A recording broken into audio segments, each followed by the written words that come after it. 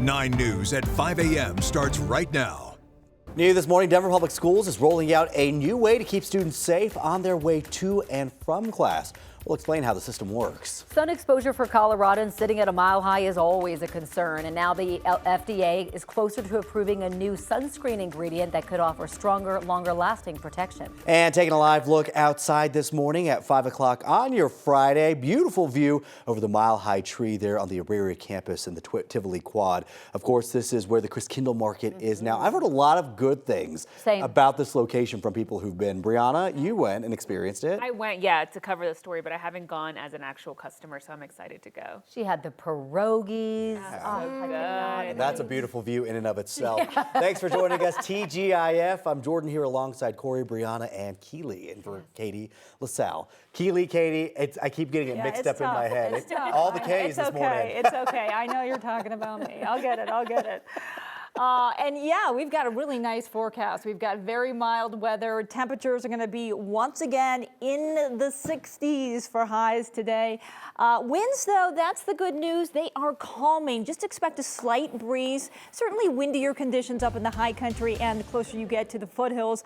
Other than that, we're in store for a pretty mild and dry weather. We're in store for a pretty mild and dry next several days. Temperatures around the metro area in the mid to upper 30s to 40s. We're at 44 degrees outside the 9 News studios right now. Not quite the 50 that we were at this time yesterday. A little bit cooler, but again, at temperatures well above normal. Our highs for today and really for the next several days, about 10 to 15 degrees above normal. Current temperatures, we're in the 20s and 30s across the plains right now, mainly in the 20s up in the mountains. Yesterday, we actually broke a record. That is the record warm low. Now, our previous record warm low for December 11th, 44 degrees. That was set back in 1933. We only dropped to 45 degrees yesterday. So again, a record warm low for yesterday. Today, mostly sunny, 60 degrees. That is our high temperature. And again, we are going to stay warm throughout not just today, but for the next several days. Calmer when it comes to the winds, although a little bit breezy the closer you get to the foothills, in the foothills and the higher elevations. And we are starting, really not just starting, in the middle of a dry and mild pattern as we have a ridge of high pressure building in. We do have a chance for some snow, light snow in our forecast. I'll let you know when that will fall in the mountains. Coming up in your complete forecast in just a bit.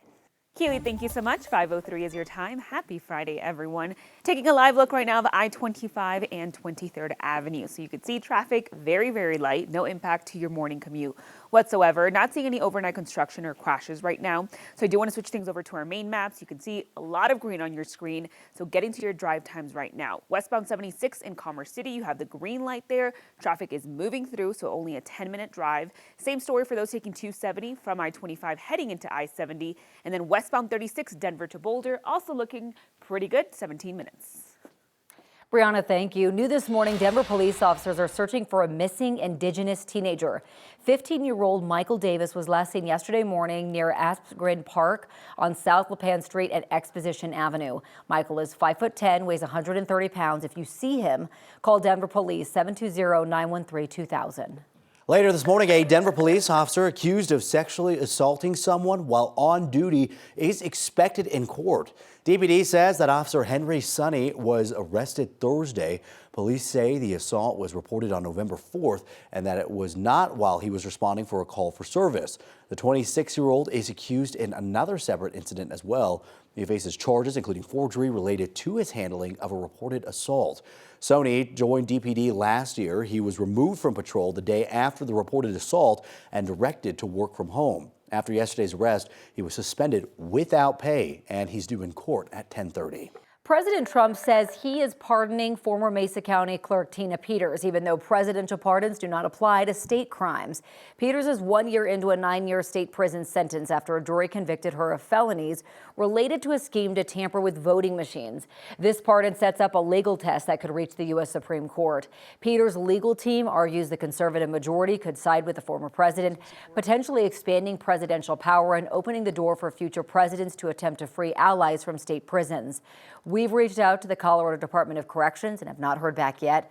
Same with the governor's office. Governor Jared Polis resisted pressure by Trump and his allies to pardon Peters himself.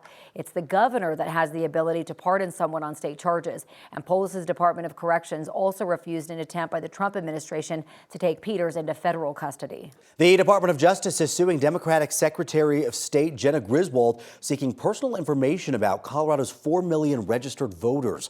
The lawsuit directs the Secretary of State's office to share a statewide voter registration list that would include names, birthdays, addresses, and driver's license numbers or partial Social Security numbers.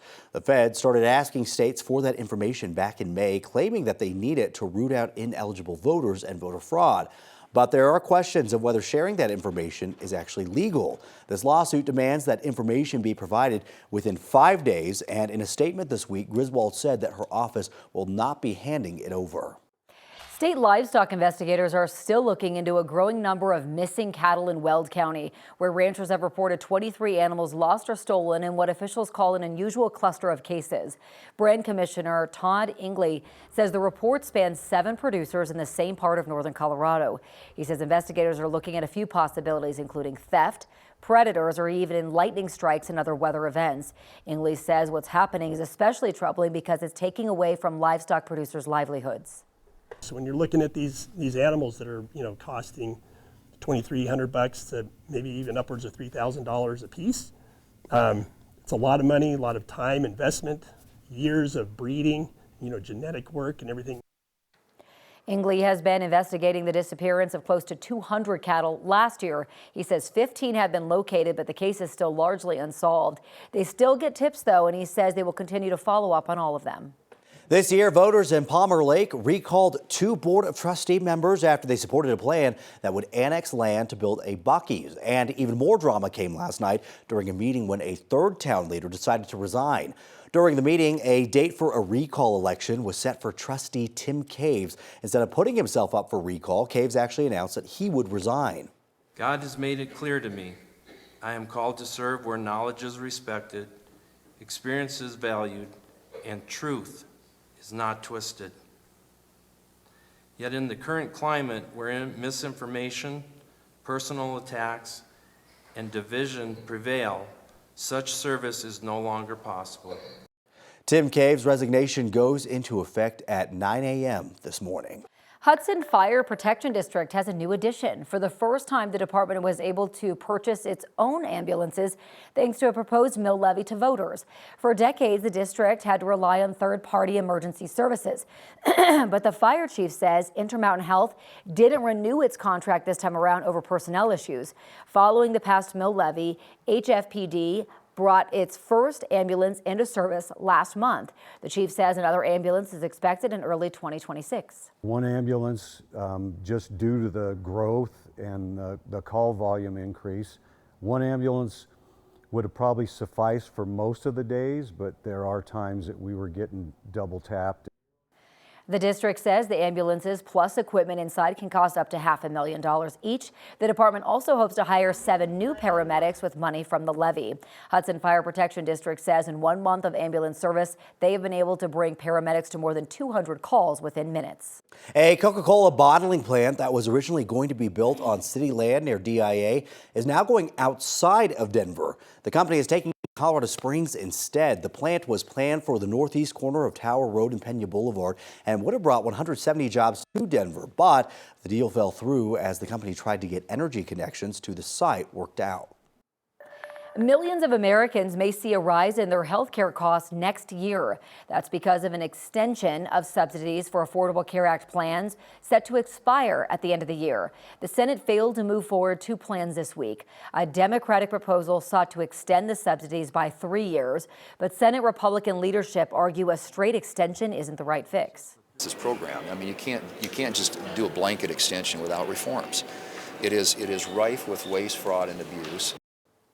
The Republican plan proposed to expand health savings accounts for consumers to help pay for some ACA plans. Any legislation passed in the Senate would need a sign-off in the Republican-led House before the chamber recesses for the holidays, as well as approval from President Trump. That makes a resolution this year unlikely. We need to do triage, and the first thing is to face the emergency that millions of Americans face when these tax credits disappear. The nonpartisan Congressional Budget Office estimates a lapse in subsidies could lead to 2 million more people uninsured. The Department of Agriculture has approved 6 more states for waivers that ban using food stamps to buy certain sugary foods and drinks. That means more than a third of all states, including Colorado, are going to soon limit those purchases.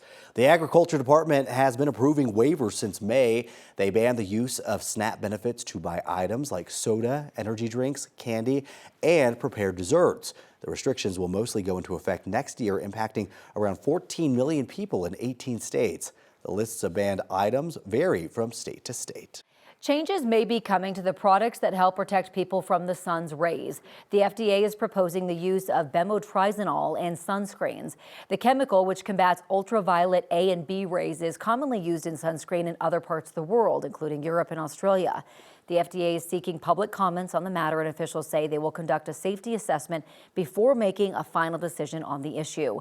Most skin cancers are caused from an excess of ultraviolet radiation from the sun or sun lamps and tanning beds.